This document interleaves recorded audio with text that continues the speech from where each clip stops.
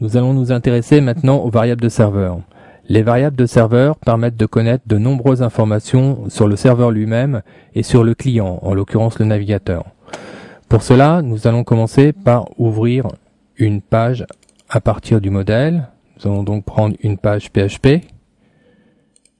Nous allons ensuite ouvrir le fragment de code qui contient notre petite fonction d'affichage de tableau. Ça nous évitera donc de le ressaisir une nouvelle fois. Et nous allons adapter ce code à notre nouveau tableau qui se nomme serveur. Nous allons enregistrer cette page dans notre dossier syntaxe. Nous allons la nommer serveur. Et nous allons tester maintenant cette page dans un navigateur de sorte à afficher les différentes valeurs de ce tableau serveur.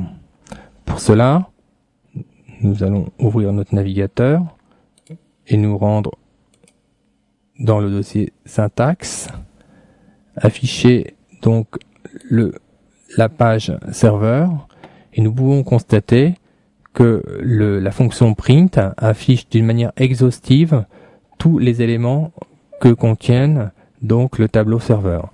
Nous n'allons pas tous les détailler évidemment, mais nous pouvons voir en général les valeurs parlent d'elles-mêmes. Ici donc vous avez compris que c'était le nom du serveur qui héberge le site. Nous avons ici par exemple le type de navigateur. Là nous avons donc des informations liées à la langue.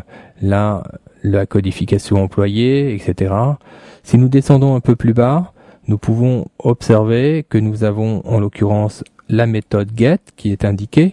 Donc là par défaut c'est la méthode get qui est prise. Si par exemple nous modifions cette information et nous ajoutons un paramètre d'URL, nous allons donc ajouter par exemple nom égale de France et que nous validions, nous apercevons que ces informations, donc les paramètres d'URL, sont elles aussi recensées dans une variable serveur qui se nomme query string.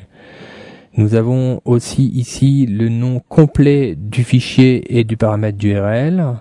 Et nous avons enfin une dernière valeur de ce tableau qui s'appelle phpSelf, qui est assez intéressante puisqu'elle reprend en fin de compte le nom de la page dans laquelle nous sommes.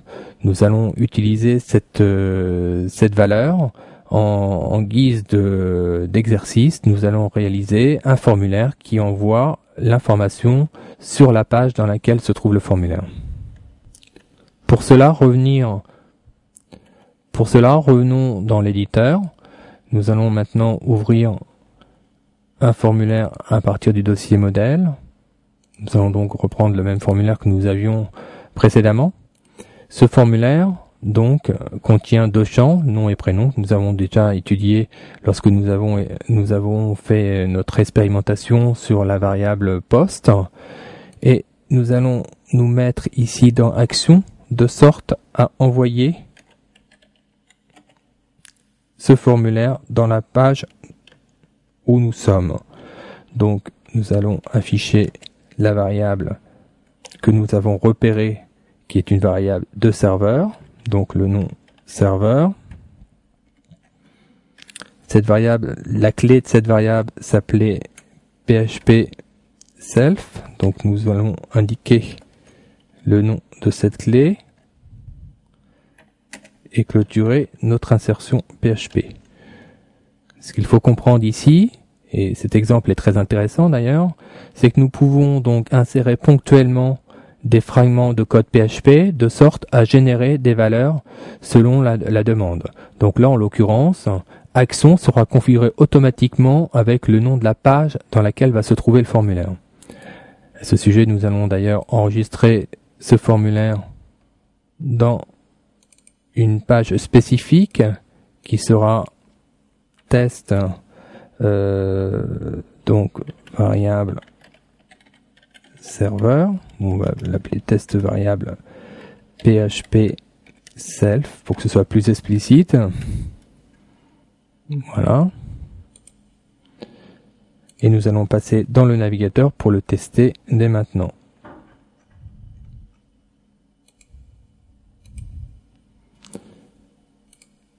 Donc test variable PHP self. Nous avons notre navigateur qui affiche maintenant le formulaire. Si nous allons voir dans le code source de cette page, nous apercevons que si nous regardons l'attribut action, le chemin mène en fin de compte à la page dans laquelle nous avons enregistré le formulaire. Il sera par la suite donc automatiquement mis à jour dès que la page changera. Cette variable changera de la même manière. Nous allons maintenant fermer cette fenêtre et pour tester notre navigateur et le formulaire qu'il contient, nous allons revenir sur l'éditeur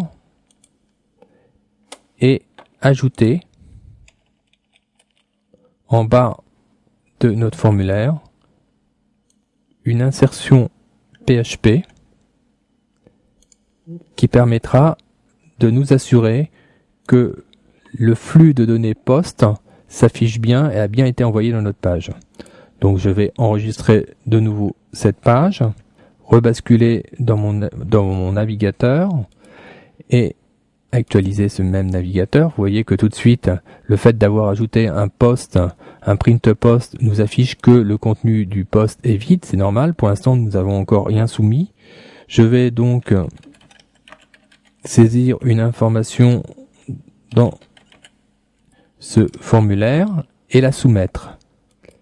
Je vois que l'information a bien été envoyée donc dans la même page où nous sommes et que les trois informations, à savoir les deux champs et le bouton, sont correctement réceptionnées par notre système d'affichage du flux post que nous avons inséré en bas du code.